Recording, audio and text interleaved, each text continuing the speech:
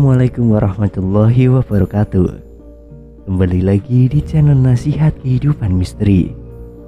Pada video kali ini saya akan membahas tentang benarkah Nabi Muhammad adalah orang keturunan Jawa yang hidup di Arab. Banyak pendapat yang menyatakan tentang genealogi Nabi besar Nabi Muhammad SAW. Dan salah satunya menyatakan bahwa Nabi Muhammad merupakan seorang muarobin seperti pendapat dari Miftahul Lutfi Muhammad, yaitu orang keturunan Indonesia yang hidup di daerah Timur Tengah. Jika benar pendapat ini, maka suatu anugerah yang besar buat bangsa Indonesia. Bangsa yang saat ini sedang terpuruk dengan perilakunya yang sangat jauh akan hikmah dan kesopanan.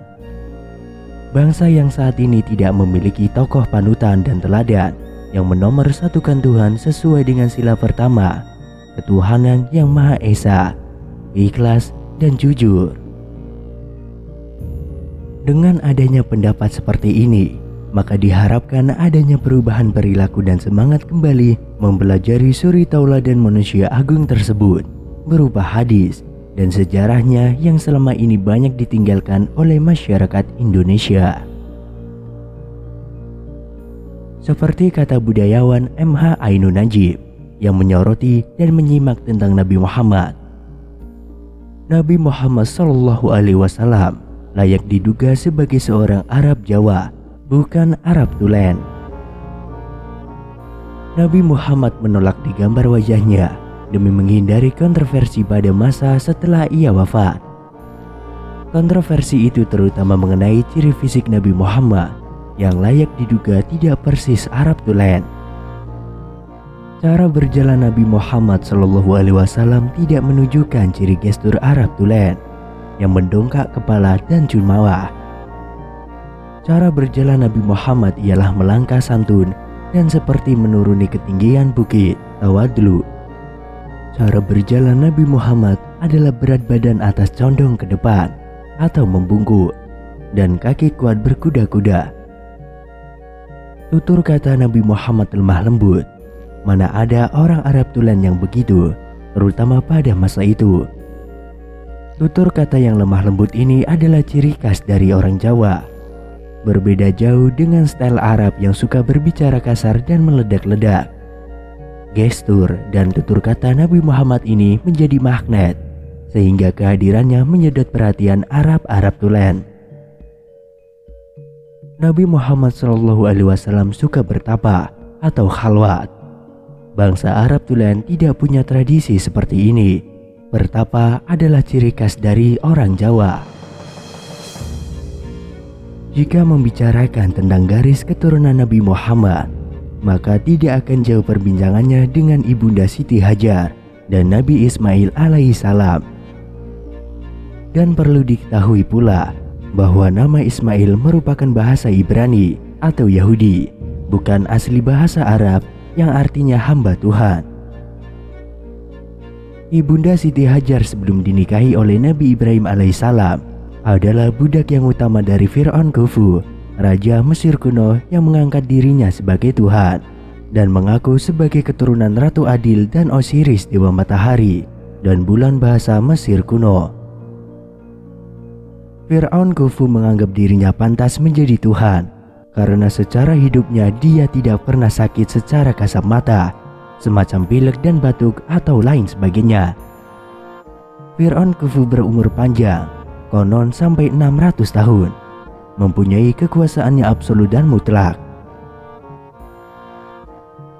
Pada waktu pemerintahannya, guna mendukung jalannya pemerintahan serta pembangunan-bangunan monumental, maka Fir'aun Khufu memerlukan para penambang emas, yang saat itu hanya manusia-manusia dari Swarna Dwipa, yaitu Pulau Emas, atau yang lebih dikenal dengan Pulau Sumatera, yang saat itu memiliki kemampuan dalam menggali dan menambang emas. Fir'aun Khufu sudah mengetahui sepak terjangnya para penambang tersebut ketika mereka menggali dan menambang emas di bagian tengah dan selatan benua Afrika. Guna menunjang keinginan tersebut, maka Fir'aun Khufu mengundang para penambang-penambang emas tersebut di bawah pimpinan yaitu kakek dari ayahanda Ibunda Siti Hajar. Beliau merupakan kepala ekspatriat dari Swarnadwipa yang didatangkan oleh Fir'aun Khufu. Seiring dengan banyaknya tambang emas baru yang ditemukan, maka banyak pula bertambah para imigran dari dataran Swarnadwipa yang menjadi penambang emas di negeri Mesir ini, dan sudah diakui menjadi kelompok masyarakat tertentu di negara Mesir. Semakin absolutnya kekuasaan Fir'aun Khufu, maka semakin pula dia berbuat semena-mena, termasuk salah satunya adalah dia banyak meniduri para perawan dari rakyatnya. Dan tidak terkecuali dia tertarik oleh kecantikan Siti Hajar. Meskipun beliau merupakan putri ekspatriat penambang emas yang terkemuka. Munculnya penyakit Raja Singa ini pertama kali yang mengidapnya adalah Fir'aun Khufu karena hobinya yang menimpa. Atas hal tersebut ayahanda Siti Hajar menjadi risau.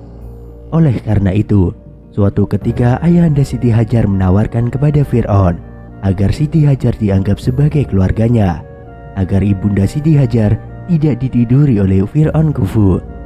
Dengan catatan, ayahanda Siti Hajar menyetorkan emas lebih banyak dan banyak menemukan tambang emas lagi.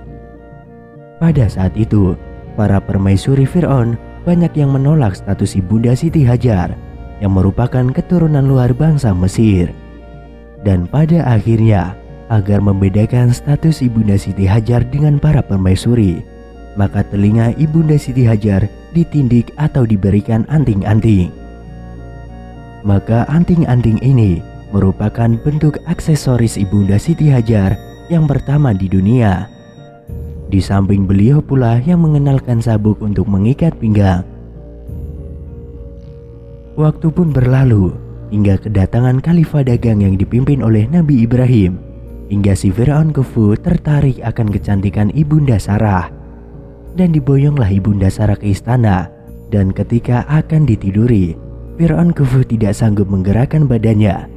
Karena takut akan ketinggian ilmu ibunda Sarah, maka si Fir'aun pun melepaskan ibunda Sarah dan memberikan salah satu anggota keluarganya sebagai pembantu, yaitu ibunda Hajar.